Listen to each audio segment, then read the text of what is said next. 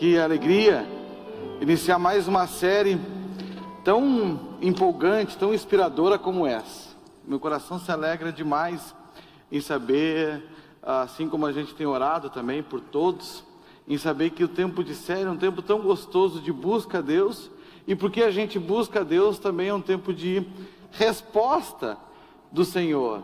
É isso que a gente crê, que vai ser um tempo, vai ser 7 semanas de resposta, de compromisso, de inspiração. Nosso Deus é um Deus de surpresa e com certeza Ele vai nos surpreender, nos surpreender. Eu sei que para muitos escrever é um desafio. A gente não é mais da geração que escreve, né? Eu sei que também todo mundo tem uma caixa em casa, que é caixas de documento, caixas... Quem é que escreveu aqui carta de amor para quem amava? Tão tímidos, né? Vocês estão tímidos. Bilhetinhos de amor. Vou facilitar. Bilhetinhos de amor. Quem não escreveu é porque tem abaixo de 30 anos. Os que têm acima de 30 anos, com certeza, escreveram. Escreveram.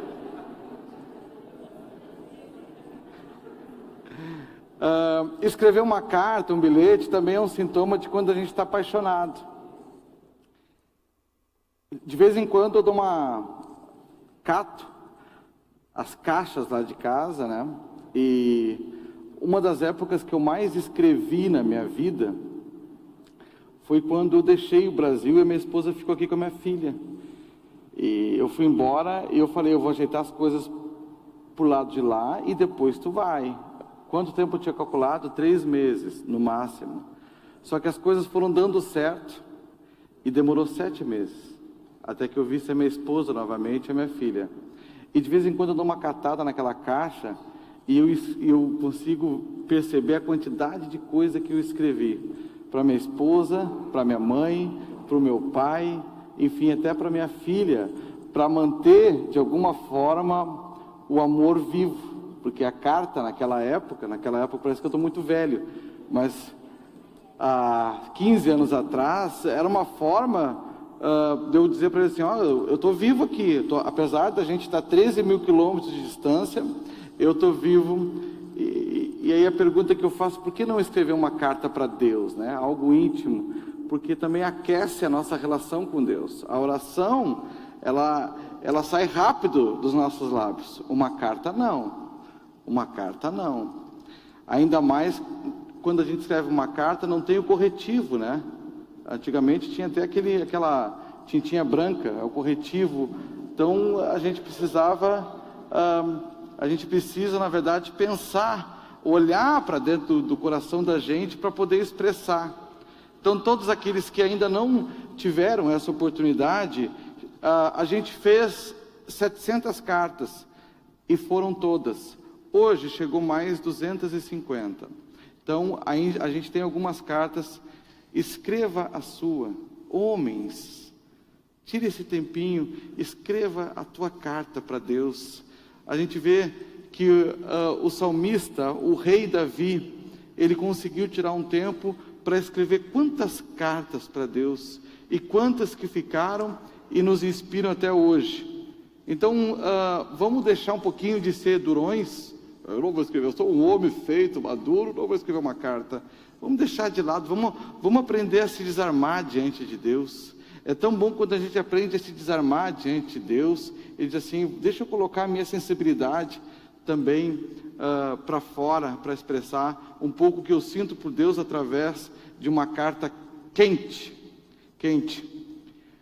Alguém perdeu uma aliança hoje aqui. O pessoal da Balcão de Informação me avisou. Uma aliança, então, enfim, não sei se de repente chegou aqui, teu casamento não está bom, tu já jogou ela no chão dizendo assim, isso aqui é uma desgraça.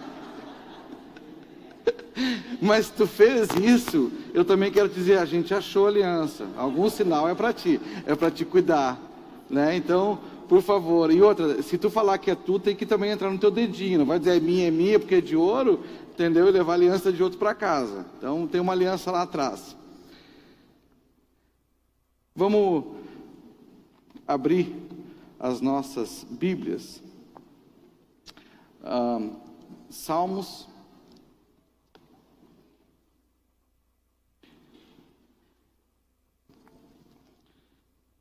Que a gente já cantou ele hoje, Salmo 23, que é um salmo conhecido de todos. Eu quero abrir a série com esse salmo, porque para mim ele é muito inspirador. Diz assim, Salmo 23, eu vou falar do 1 ao 6, porque só um versículo sozinho desse salmo seria uma heresia contra essa carta para Deus tão linda. Diz assim: o Senhor é o meu pastor, nada me faltará. Ele me faz repousar em pastos verdejantes, leva-me para junto das águas de descanso, refrigera minha alma, guia-me pelas veredas da justiça, por amor do seu nome. Ainda que eu ande pelo vale da sombra da morte, não temerei mal nenhum, porque tu estás comigo.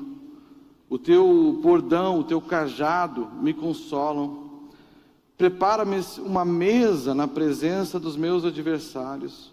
Unge-me a cabeça com óleo, o meu cálice transborda. Bondade e misericórdia certamente me seguirão todos os dias da minha vida, e habitarei na casa do Senhor para todo sempre.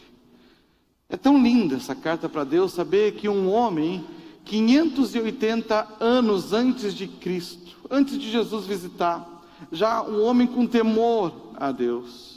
E mais do que isso ainda, mais que um homem, ele era um rei, um gladiador da época. Quando eu vejo as histórias de Davi, que ele conquistava as cidades, eu pensava, como é que ele tem tempo para parar, pegar algo e escrever uma carta, sabe? E essa carta serve até hoje de inspiração para nós. Não é por nada que ele leva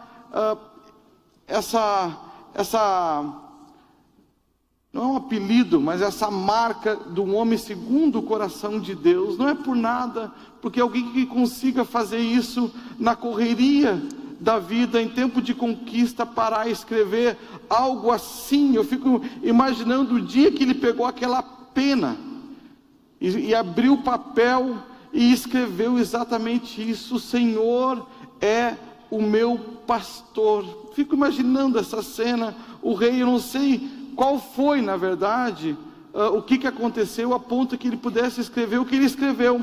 Mas se eu pudesse falar alguma coisa para ele, eu queria dizer que é uma inspiração para nós até hoje. Até hoje. O Senhor é o meu pastor. Tem como imaginar essa cena?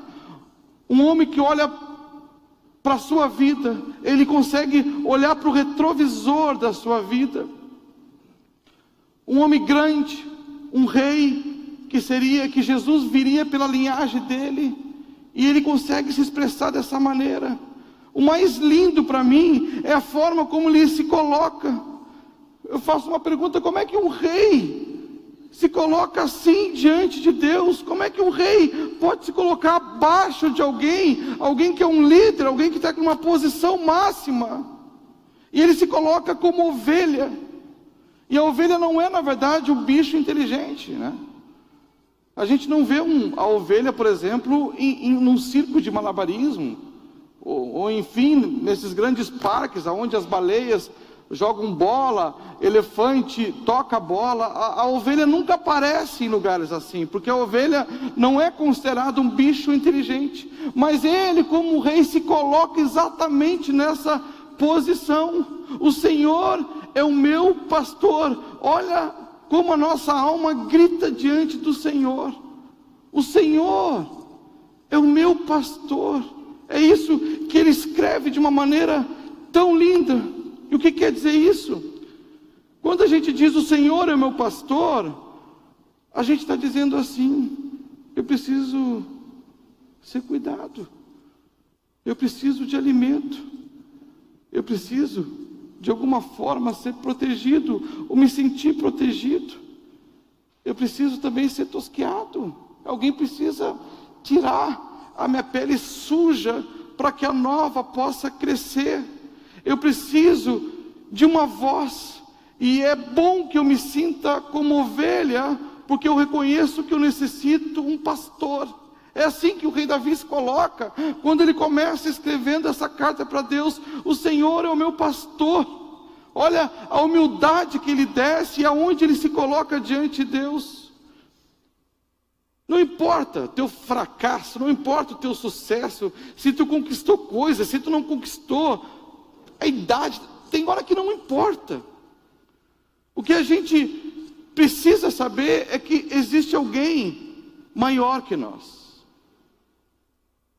E é tão bom quando a gente sabe isso. Coisa boa, quando a gente tem alguém que é maior que nós, e a gente fica consciente disso. O Senhor é meu pastor. Quando a gente expressa isso com os lábios, e começa fazendo a nossa oração dessa maneira, a gente está reconhecendo que a gente precisa de um pastor, e que a gente tem Ele, e que Ele é verdadeiro, e cuida de nós. O Senhor é o meu pastor, é o teu pastor, também é uma segurança que a gente tem, que a gente nunca está sozinho. Nunca está sozinho. E sinceramente, isso para um pai ou para uma mãe é fundamental.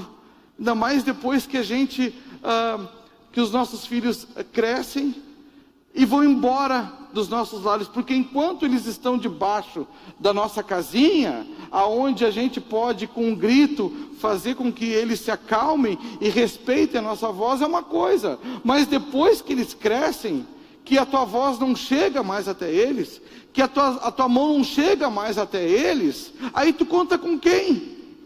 Com quem que tu conta, quando tu sabe que de repente a tua filha vai chegar 2 horas da manhã em casa, ou às 3 horas da manhã, mas não é também na tua casa? Com quem que tu conta, se não é o Senhor? É por isso essa segurança que a gente deve ter nos nossos corações, em dizer: o Senhor é o meu pastor, o Senhor é o meu pastor. Que segurança que a gente pode dar? Não tem nenhuma. Que segurança que a gente pode dar a respeito do nosso emprego, do nosso futuro? Que segurança? Nossa vida é tão estável, tudo certo, daqui a pouquinho estoura o dólar lá no Canadá, lá no fim do mundo, e atinge a minha empresa, que simplesmente fazia trabalho de exportação, e aquele nosso emprego que era tão seguro, tão estável, daqui a pouquinho a gente fica sem ele. E aí, quem é que vai cuidar do nosso futuro? Quem é que vai fazer isso? E aí a nossa alma tem que simplesmente se levantar nesse momento e dizer assim: o Senhor é o meu pastor. O salmista não falou no passado: o Senhor foi o meu pastor e nada me faltou. Não, acima de 50 anos, ele ainda consegue escrever: o Senhor é o meu pastor e nada me faltará. E não faltou nada mesmo, e graças ao bom Deus, não faltou frustrações, mas não faltou também sucesso, não faltou lágrimas, mas também não faltou momentos de alegria, não faltou momentos de rebelião dos filhos, mas também não faltou momentos de reconciliação com eles. Não faltou nada.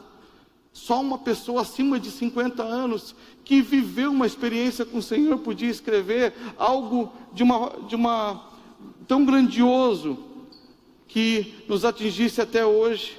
Qual a segurança que a gente pode dar para a nossa saúde? A nossa maior segurança, a nossa maior riqueza que nós temos na nossa vida é exatamente essa. É quando está escrito no coração de cada um de nós: o Senhor é o meu pastor. Essa frase, a gente vai ter que carregar ela para sempre nos nossos lábios. Estava pensando na minha mãe. Minha mãe hoje está com 71 anos de idade, 6 filhos. 6 filhos. Quando o primogênito dela, que era eu, com 18 anos, Com 17 anos, chega em casa e diz assim: queria te dar os parabéns. É mesmo, meu filho, porque tu vai ser vovó, olha que privilégio. Com 17 anos eu tinha. Eu fico pensando hoje, se eu recebo essa notícia do meu filho, chega em casa: ô pai, tudo bem? Opa, queria te dar a notícia, pode falar, tu vai ser vô, olha só. E ela teve abordagem, eu lembro até hoje. Meu pai estava deitado no sofá, eu falei: pai, eu tenho uma notícia para te dar. Fala, meu filho. Claudine está grávida.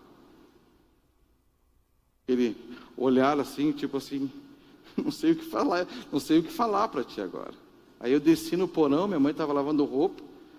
Cheguei para ela: mãe, tenho uma notícia para te dar. Ela se virou assim para mim e disse assim: Claudine está grávida. Eu falei: a Claudine está grávida. Com 17 anos. Não é fácil para os pais. Depois, a minha irmã mais velha casa. Minha irmã tem uma gravidez de risco terrível. Nasce um bebê prematuro. Mas pensa numa luta dos meus pais. Pobre dos meus pais. O filho consegue sobreviver, mas vem com problema de audição. Que é um problema que a gente sabe. Quando tem um filho tem um problema, a família, na verdade, acata. Passa um tempo, a mais nova fica grávida e o mesmo problema de saúde acontece com ela. Só que dessa vez o bebê não sobrevive. Para uma avó e para um vô ter que enterrar um neto de um filho, eles preferiam 1000 vezes que eles fossem enterrados. Né? E a gente, enfim, depois engravidou, teve o mesmo problema. Graças ao bendito Deus nasceu o nosso querido Noah, que está aí hoje. Mas eu fiquei tirando um tempo para pensar no que meus pais passaram. Se eles não tivessem isso, se a alma deles não gritasse no caminho da vida: o Senhor é o meu pastor. Apesar de todas as coisas, o Senhor é o meu pastor. É isso que uma pessoa acima de 50 anos pode falar. Porque talvez para mim seria extremamente difícil, mas quando eu vejo o que meus pais já passaram, por causa de 6 filhos, é uma luta enorme. Mas o que sustentou eles na caminhada? A vida toda. Nunca o nome do Senhor, nunca foi perguntado: por que Senhor? Nunca foi perguntado na casa dos meus pais: por que com a gente? Nunca. Sempre foi levantada uma bandeira: o Senhor é o nosso pastor e nada vai nos faltar. Essa é a marca. Como é que eu como filho não vou carregar essa marca junto dos meus pais, que eu pude acompanhar como um dos filhos mais velhos? Ele me faz repousar em pastos verdejantes, leva-me para junto das águas de descanso, refrigera a alma. Quando o Senhor é nosso pastor, Ele sabe que uma vida em alta velocidade sempre, sabe, num mundo sem sinaleira, sem buraco, sem quebra-mola, sem lazer, é morte. É morte, é isso que o salmista está dizendo.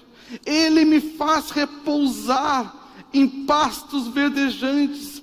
Deus fala quando precisamos parar para um refrigério, fala quando devemos parar para ver a nossa vida do lado de fora dela. Ele convida a gente: por favor, para fazer essa leitura. Lugar de repouso, lugar de lazer, lugar de ficar só a família junto, lugar de chorar com os amigos. Esse lugar está fazendo tanta falta. Está fazendo tanta falta. Quantas vezes a gente não quer escutar essa voz do Senhor, aonde Ele vai nos levar para um lugar aonde a nossa alma fica tranquila. Se tem uma das coisas mais poderosas da existência de Deus, na minha percepção, é o que está instalado na nossa alma, que a gente não consegue escutar a nossa própria voz interna. Deus falando no nosso espírito, dizendo assim: me busca, não coloca isso em primeiro lugar, não faça esse tipo de coisa. Sabe, é tão bom quando a gente vai amadurecendo em Deus e vai escutando a voz dele, porque às vezes parece que é loucura, Mas é tão bom quando a gente respeita isso.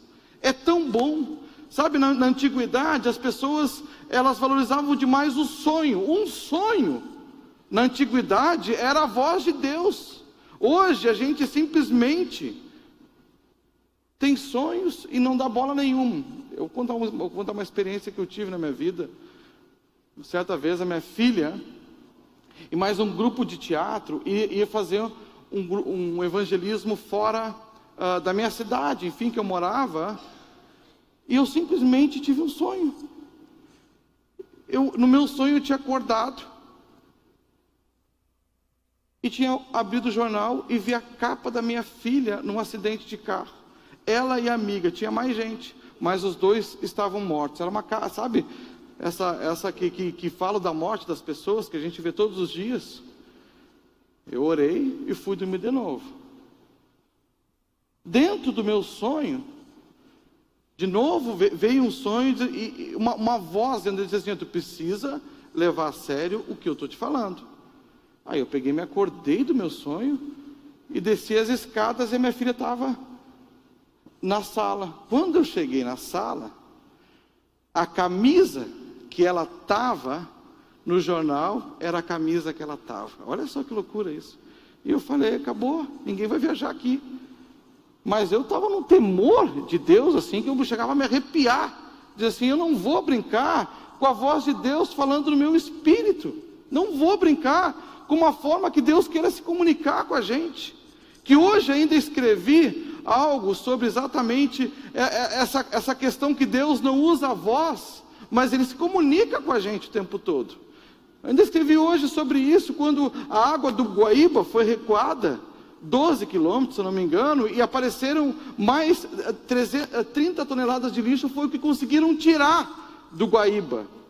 E eu escrevi ainda hoje um pedacinho sobre isso no Face e postei a maneira como Deus se comunica com a gente. Aonde todo mundo pergunta aonde está Deus, Ele mostra aonde os humanos estão e para onde eles estão levando o seu planeta, às vezes recuando um pouquinho da água, tirando a maquiagem do nosso planeta e mostrando o que a gente vem fazendo com eles, porque aquele lixo que está lá é o meu e o teu, é simples assim, está enterrado, e a gente mesmo vem se contaminando.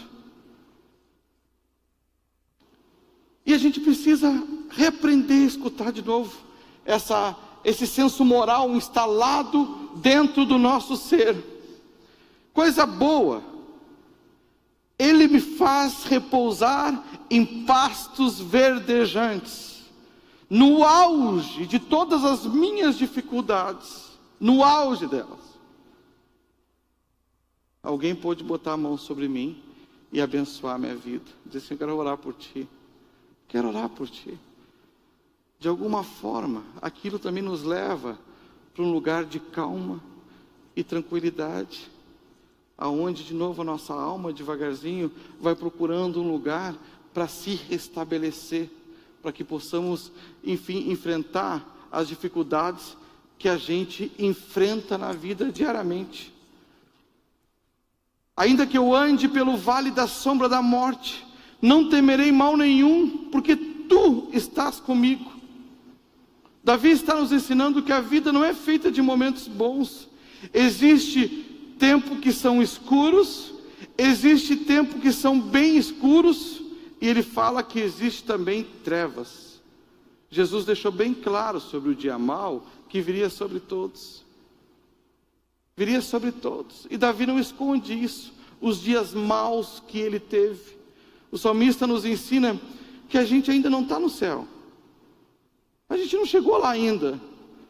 Essa sensação de a gente estar no céu vem quando a gente, enfim, se apaixona, quando a gente lê um livro, quando a gente emagrece sem esforço, quando a gente recebe um aumento sem esperar. Aí dá uma sensação que a gente está no céu. Mas essa não é a sensação da vida o tempo todo. Ele diz: existe tempo em que a estação do trem vai estar escrita Vale da Sombra da Morte.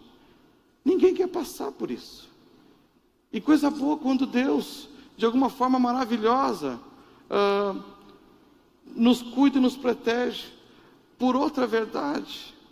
Que nem diz Lutero, o meu livro preferido de cabeceira se chama Aflições, porque ele ficou consciente que todo mundo sai melhor depois que passa uma dificuldade terrível na vida. Todo mundo sai melhor. Até o coração mais duro, quando fica doente, precisa passar para o hospital.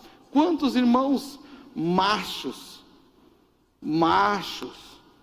sabe que a voz é carregada, ficam doentes, quando vai para o hospital, tudo fica mais, até a voz fica amansada, até a voz.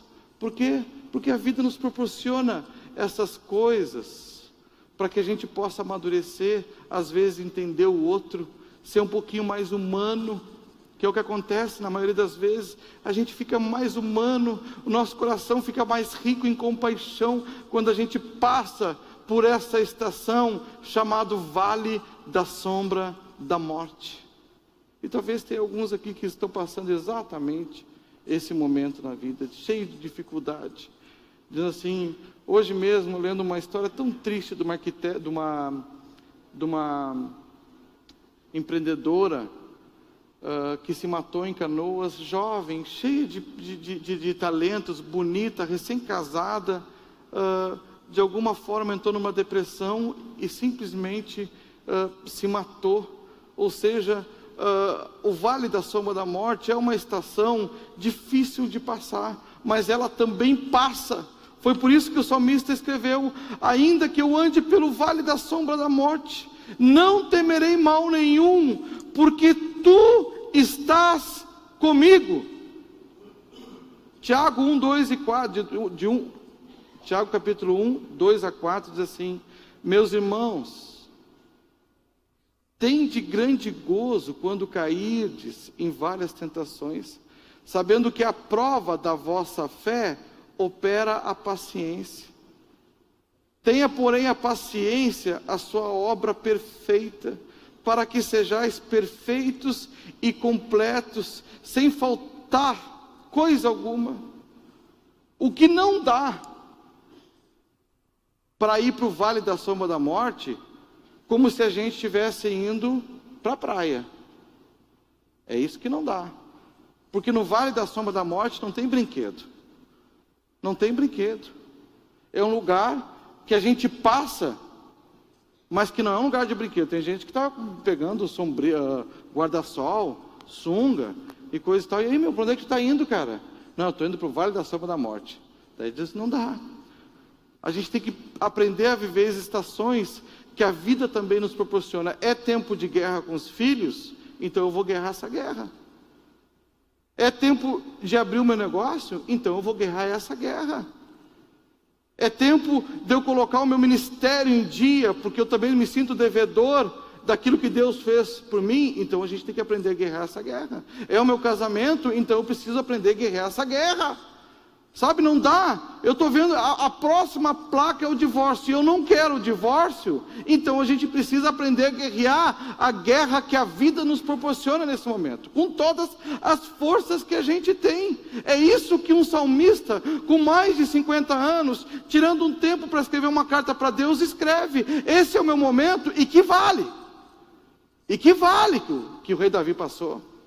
Olha, teve irmão matando irmão na família, teve irmão mais velho estuprando a irmã mais nova, e que vale que ele passou, e ele pôde escrever todas essas coisas, e não deixou escondida, pelo contrário, colocou exposto diante de Deus, pedindo, salva-me, Senhor, salva-me, Senhor.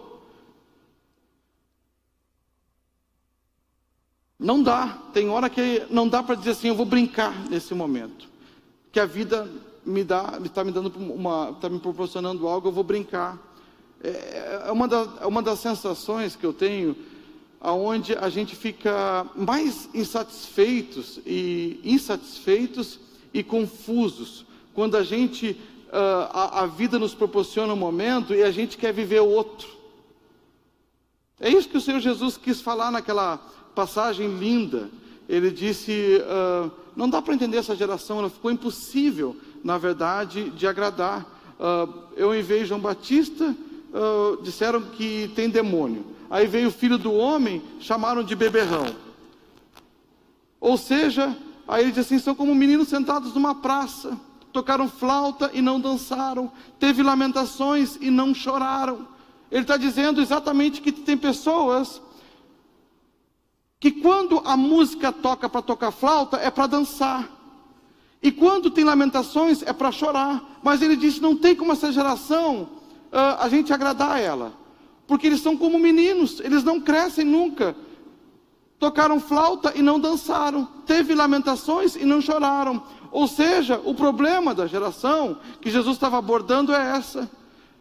Quando se toca música, se dança, e o povo não dançou. E quando teve enterro, luto, não choraram.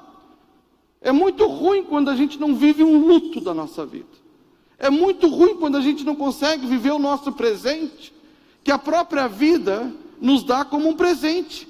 É um desafio enorme para a gente conseguir viver esse momento que a gente está vivendo. Esse. Que seja a tua idade, 39, 40, 45, 50, 55, 60 anos. Porque esse presente é um presente de Deus para nós. Não, a gente sempre está com a mente no futuro, ou às vezes no passado. E muito difícil a gente estar hoje dizendo assim, coisa boa, pastor André, é te escutar em plena terça-feira à noite. Porque isso é viver o presente. É tu estar aqui com teus pensamentos, com o teu espírito, com a tua alma. E quando chegar em casa, tu está lá, com o teu espírito, com o teu corpo, com a tua alma. Sabe, coisa boa de assim, esse dia me pertence, eu vou viver ele. O vale da sombra da morte é uma estação. Não temerei, precisamos aprender que existe sim esse tempo, que se chama vale da sombra da morte. Prepara-me uma mesa na presença dos meus adversários, unge-me a cabeça com óleo, o meu cálice transborda. Às vezes eu tenho a impressão que as pessoas só veem inimigos. Ah, pastor, que olho gordo é, ó, ele dá 3 batidinhas.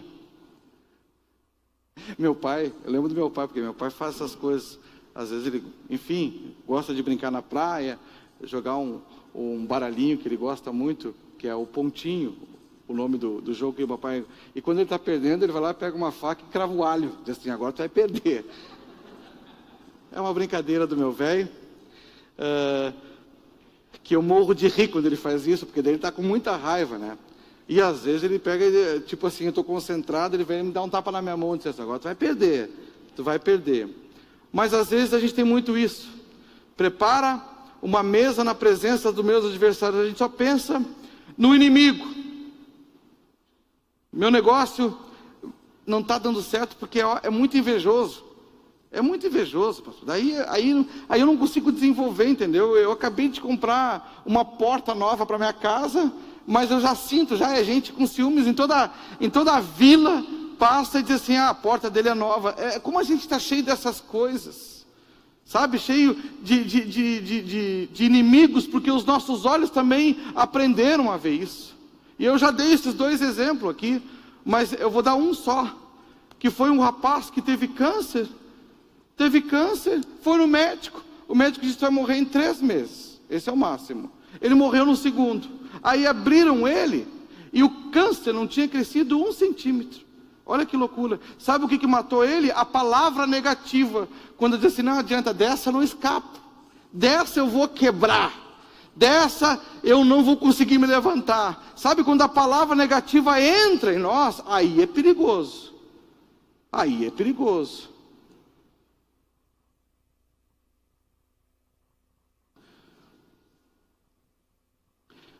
Vai gerando medo. A gente vai se tornando... um zoológico do diabo, é isso que a gente vai se tornando. Pessoas cheias de medo, aonde o diabo parece que nos enjaula, coloca a gente paradinho, a gente fica que nem aqueles leões castrados, sabe? Cara de leão, o externo de leão, todo o selvagem, mas está lá tirado assim. Sabe, não consegue ser. Parece que é assim que o diabo às vezes nos coloca, cheio de potencial, cheios de inspiração, cheios de vida, cheios de inteligência, cheios de sabedoria, Mas parece que viramos um zoológico do diabo. Sabe, porque a palavra negativa entrou, essa crise vai nos quebrar, isso aí a gente vai passar fome. Sabe, é tão ruim. Coisa boa quando a nossa alma consegue gritar, acima de tudo, o Senhor é o meu pastor. Acima de tudo, o Senhor é o teu pastor. É o teu pastor e vai cuidar de ti. Chegamos até aqui onde chegamos, não foi por acaso. Foi porque o Senhor é o nosso pastor. O Senhor é o nosso pastor. O salmista chega a colocar dessa maneira: já fui jovem e agora sou velho, mas nunca vi o justo desamparado, nem seus filhos mendigando o pão. Isaías 49, do 15 e 16, tem um verso que eu amo demais. Será que uma mãe pode esquecer do seu bebê que ainda mama e não ter compaixão do filho que gerou? Embora ela possa se esquecer, eu não me esquecerei de você, diz o Senhor. Veja, eu gravei você nas palmas das minhas mãos. Seus muros estão sempre diante de mim. Quando eu leio esse versículo, veja, eu gravei você nas palmas das minhas mãos. Há pouco tempo atrás, a gente tinha esse hábito de escrever as coisas mais importantes do dia, ainda na nossa mão. Era o nome de telefone, principalmente o número de telefone, que a gente não poderia esquecer de chegar em casa e anotar na agenda. A gente pegava uma caneta e escrevia na mão. Alguém já fez isso? Escreveu na mão as coisas importantes? A gente parou com esse hábito depois do celular, mas a gente tinha. E era as coisas mais importantes. Olha a maneira como Deus se expressa. Veja, eu gravei você nas palmas das minhas mãos, dizendo: está aqui e eu não vou esquecer. Porque a mão é o único lugar do corpo que a gente vê toda hora. Ele está sempre diante dos nossos olhos. Ele está dizendo isso. Eles estão diante de mim. Estão diante de mim. Esse cuidado que Deus tem com a gente. Bondade e misericórdia certamente me seguirão todos os dias da minha vida. Esse é o nosso versículo preferido.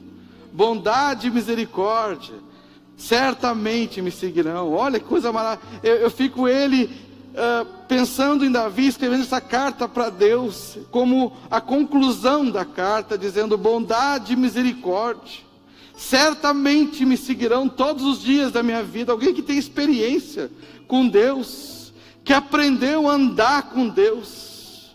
E habitarei na casa do Senhor para todo sempre, disse ele. Aí eu queria fazer uma pergunta para o rei Davi, dizendo assim: mas na casa do Senhor não tem pessoas? Tem. E não tem, as pessoas não são complicadas? Sim, elas são complicadas.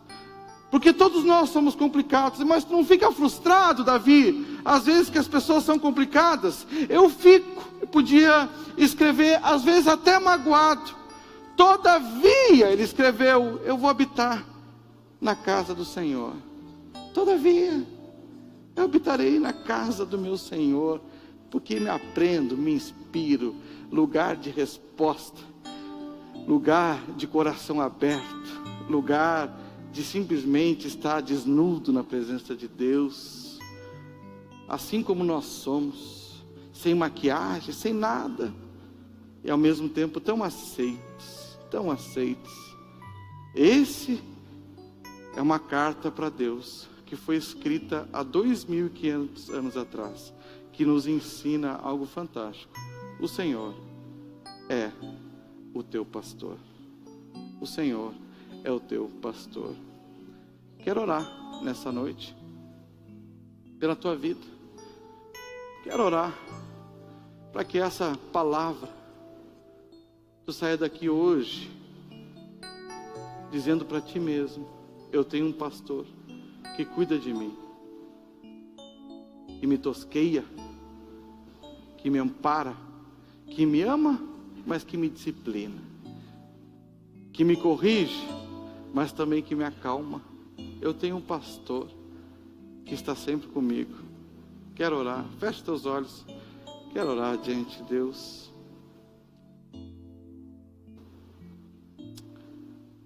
Pai, tão bom estar aqui, Senhor. Tão bom a gente falar essa frase no teu ouvido, dizendo: Tu és o nosso pastor e nós somos as tuas ovelhas. Senhor, tantas coisas Tu tens nos ensinado a passar nessa vida. Senhor, Tu tens nos ensinado a passar por momentos alegres, ao mesmo tempo momentos difíceis.